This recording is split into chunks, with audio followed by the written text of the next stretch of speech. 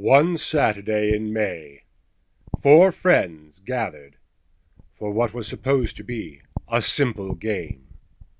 That game turned into a fiasco called Nut-Eating Maniacs.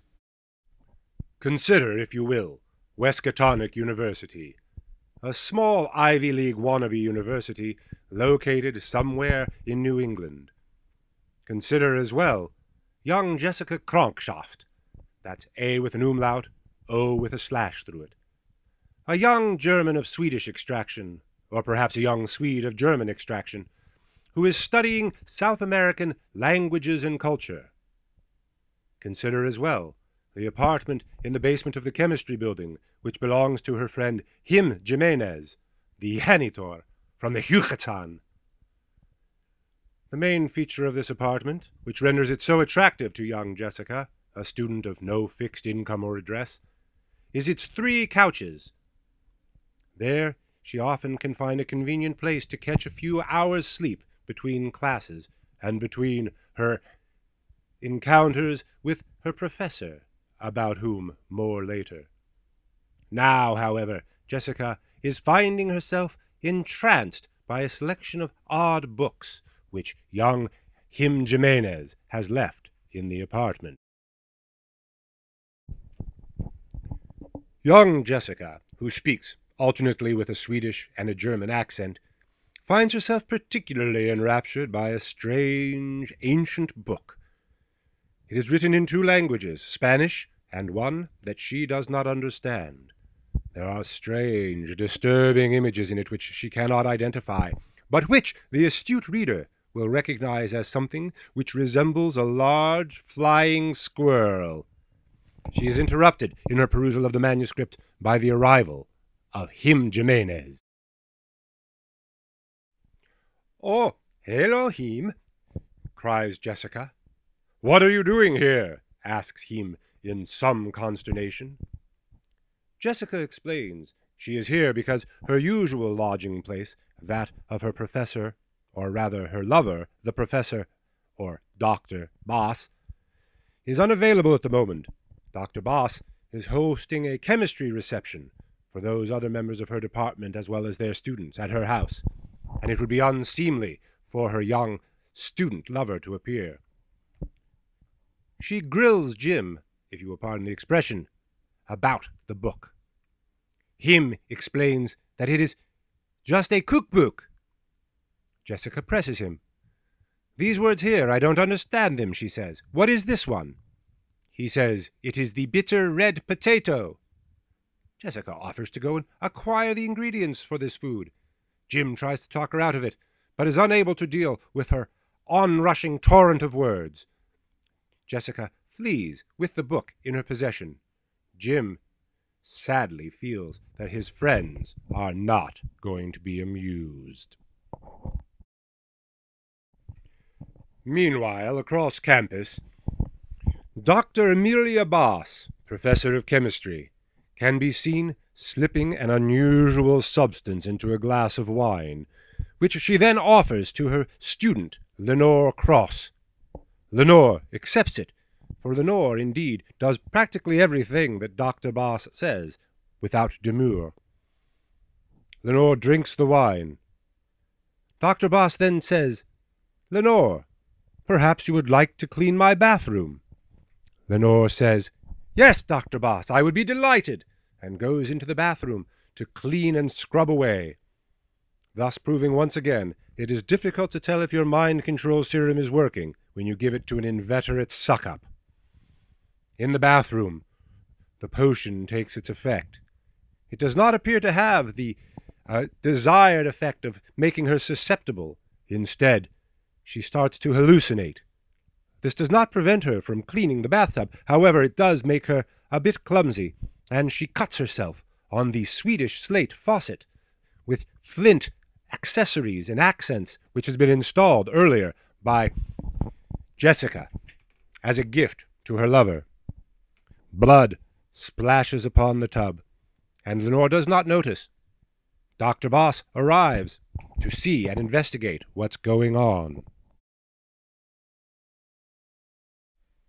Dr. Boss enters the bathroom, investigating, attempting to determine the effectiveness of her potion.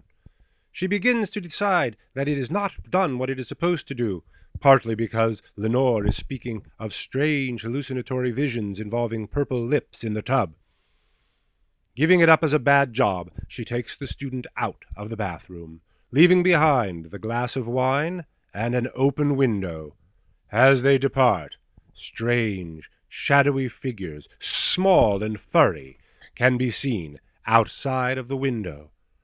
As the scene fades to black, there is a sound of glass tinkling and crashing as it falls into the tub.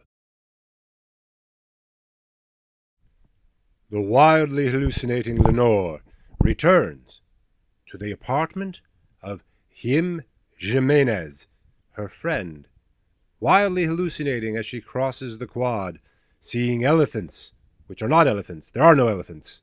But in the back, behind her, there are strange shapes. Squirrels, which are somehow unsquirrel-like, yet still retain their essential squirrelness. Jessica, having stashed the book in her locker, has returned to Him Jimenez's apartment in order to crash on the couch. Suddenly, Lenore arrives. She finds herself shocked and none too happy to see the sleeping Swedish German, or German Swede, sleeping on the couch. She confronts Him Jimenez and asks what is going on. Him explains that Jessica is here because there is a reception happening at Professor Boss's house, Dr. Boss. Lenore suggests waking her up and sending her on her way so that she can have a conversation freely with him. They wake Jessica and tell her that the reception is over and that she may therefore return to her lover's house.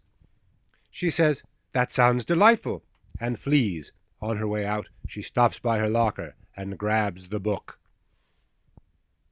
At this point it becomes clear that there is more to Lenore Cross than meets the eye.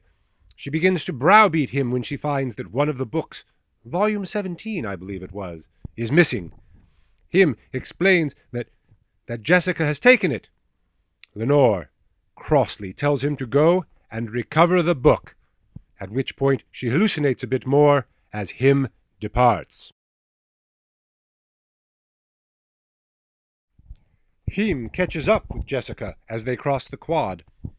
He tells her he needs the book back. She says, "No, Him, I smell feces." "Ja?" Him tries to convince her again, but fails as she explains that the book contains many interesting things that she wishes to discuss with her professors and which she thinks, as she said, is good for a thesis. Behind them, mysterious figures jump back and forth through the trees. Jessica sees them, and she asks, "Him, do you not see the things flying through the trees? They look like the wash bear." "The wash bear?" says Jim. "The wash bear. It is, how you say, the thing, you know, with the hands, the thing that does the thing with the hands. What are they, how you say in English?" offers Jim, to the confusion of nearly everyone. Quite a lot happens in this next slide, much of it off camera.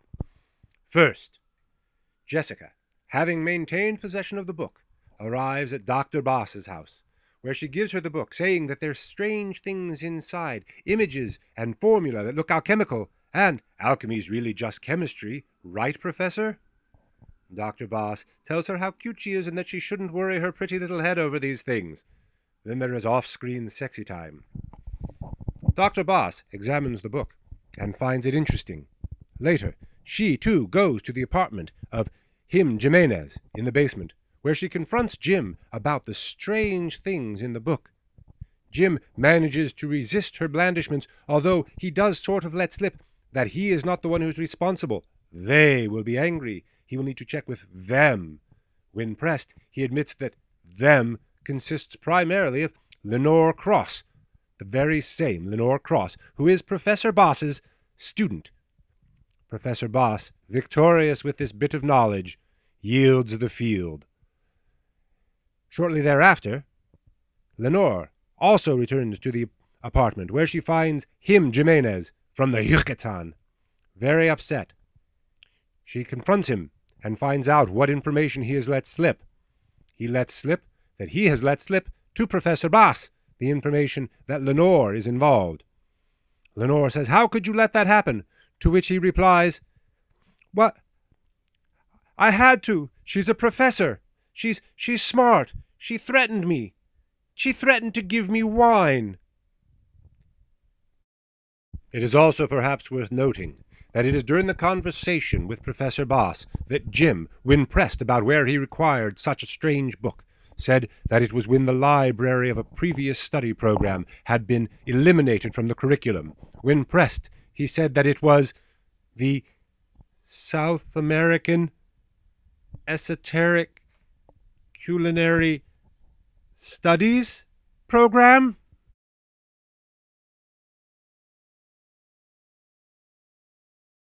This is also the scene which prompts the conversation about whether or not Professor Bass should provide the serum to him in order to attempt to convince him to speak to her. We decide it is not, because poisoning your own grad student is one thing. Poisoning someone else's grad student is a breach of academic ethics.